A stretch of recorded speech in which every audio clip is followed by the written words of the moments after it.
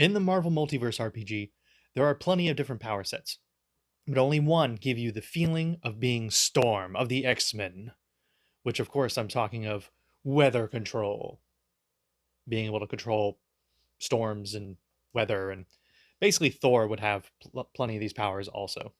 Now this power set is ego based, so during character creation, want to make sure you get your ego stat up probably as high as possible. So that increases the likelihood of you being able to do anything with it, being able to control the weather itself. The sky is your domain. So let's get into the powers.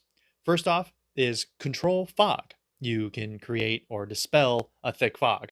So it's a concentration power, and the character creates a thick fog for up to 50 spaces per rank around them that blocks all line of sight beyond 10 spaces. They can also dispel any fog in a similar area. Basically like a giant cloak to hide yourself and your allies from anybody, which would be really good combined if you have somebody on your team that has like heightened senses or some such ability like that, like a Daredevil-esque character who can basically see, hear through the fog, and they can take out the enemies while the enemies are blinded and confused.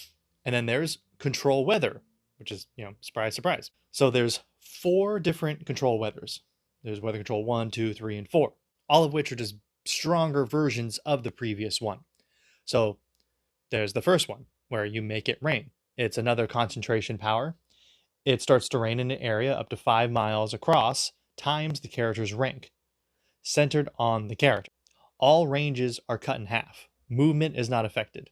So basically just cuts down. It's like a control the area move, where you make it so all long range characters have a harder time. And then weather control 2, which is another concentration power, but this one costs 10 focus because it's stronger. And it starts to storm in an area up to 5 miles across, times the character's rank, centered on the character. All ranges and all speeds are cut in half. So now not just long range characters, but also movement is cut down.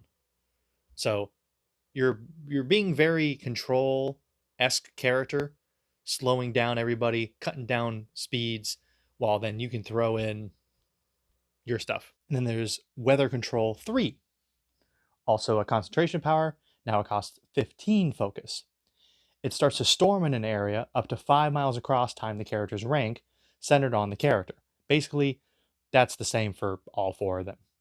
All ranges and all speeds are cut in half. If the character also has the elemental blast, electricity power, they can use it as a reaction when attacked while this power is active.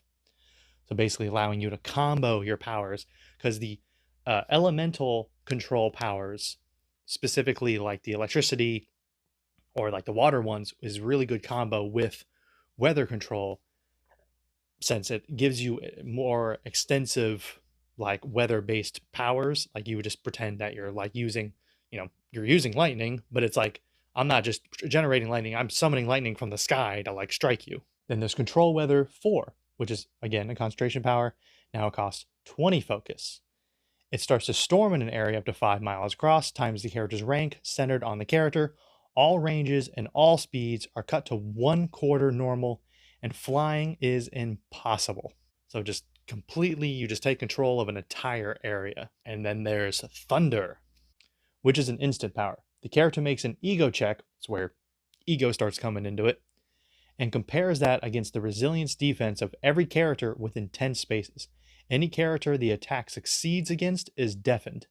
On a fantastic success, which again, a fantastic success is when you roll a 1 on the Marvel die, the character is also stunned for 1 round. Then there is Weather Chill, another concentration power. The temperature in an area, roughly a mile across, falls as low as 0 degrees Fahrenheit, which is very cold. Then there's Weather Warm, which is kind of chill, just opposite. It's a concentration power. The temperature in an area, roughly a mile across, climbs as high as 100 degrees Fahrenheit. Basically, you just can control the temperature of the area. Those 2 aren't necessarily very good for combat oriented, but they're very good for outside of combat stuff, depending on whatever you're trying to do at the time. Or it could be good for combat depending on who you're fighting. You're fighting Iceman, you make it super hot, then he's going to have a harder time. You're fighting a heat-based character and make it really cold, they're going to have a hard time. So a lot of these powers aren't necessarily like combat fighting powers, which is why then you combine it with the elemental control, where it's like lightning and water and then like ice. You can do like the hail, like Storm always like summons hail and giant hail things, drop on people, and then lightning, and you can make tornadoes and stuff. So you would combine that with it in order to give you more actual attacks. While this is more like control powers, like area of control powers. So you control the area in combat or out of combat. A lot of really good uses for it outside of combat. Not everything is about combat. You gotta remember that. There are story things. We need to get into this area. Oh, I'll make a storm around the building and blind everybody, and we can sneak in and do some stuff. So it just depends on what you're doing, what you want to do, how you want to do it, why you want to do it. So that's weather control. A very short list of powers, because it's kind of meant to be very weather specific, and then any kind of like I said, lightning moves or ice or rain or any kind of that stuff, you want to use elemental control to get actual like attacks to do damage to characters. This is more for area of effects sort of stuff. With the elemental control, there's a lot more to it because it's all about the different elements affect how the powers work. So do another video specifically on elemental control, and that'll be a longer video, and then go over all the different elements and what they all do and all the different powers and how they interact with whatever. So we'll do that eventually. So, but if you want to check out the basic powers or the spider powers, you should check out this playlist. And then don't forget to subscribe and hit the bell so you don't miss any future videos.